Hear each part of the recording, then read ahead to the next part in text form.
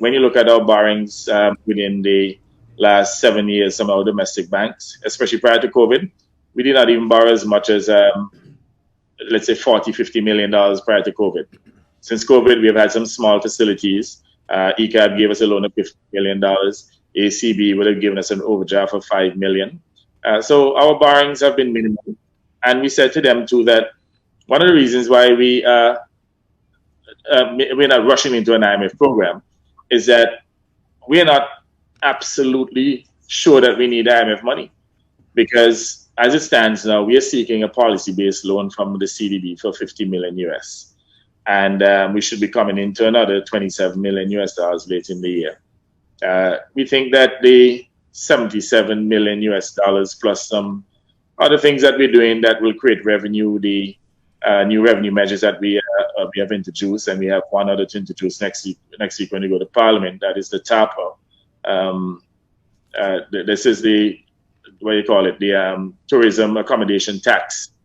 That along with the fact that we have put systems in place to reduce the amount of discretionary concessions, we should see an increase in revenue by maybe $150-200 million. So we have said to them, yes, we'll continue discussion with the IMF so that if the situation with COVID persists and the economic wounds, they become deeper and that we need additional funding, then sure, we'll engage IMF. But as it stands now, we said to them that there was no need at this point for us to engage IMF immediately. What we need immediately is the $50 million US, the policy-based loan from CDB to provide budgetary support. So we had very good discussions, and what is also important too, the medium-term strategy that we put together, the IMF would have looked at it and they say that it will certainly work.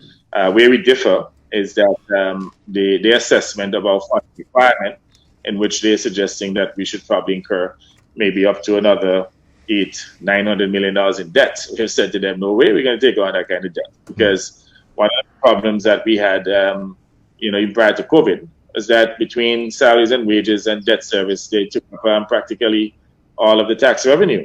So we had to rely on CIP income to deal with other expenditure. And it really created a strain. So we do not want to incur too much debt. I mean, we could take the irresponsible position that the former UPP administration took. You find, for example, they got $120 million US from IMF. They got $50 million from CDB. They got another $50 million from Venezuela. Recall when former Prime Minister Barney Spencer said he called up the late Hugo Chavez, and a few days later they sent him $50 million US. That loan is still on the books, has not been repaid. So when you look at the fact that between those three facilities, and there are other borrowings too, that they borrowed $200 million and we did not see any growth. In fact, you know what happened? The economy continued to decline. All it did was to waste the money and all them roads that they overpriced and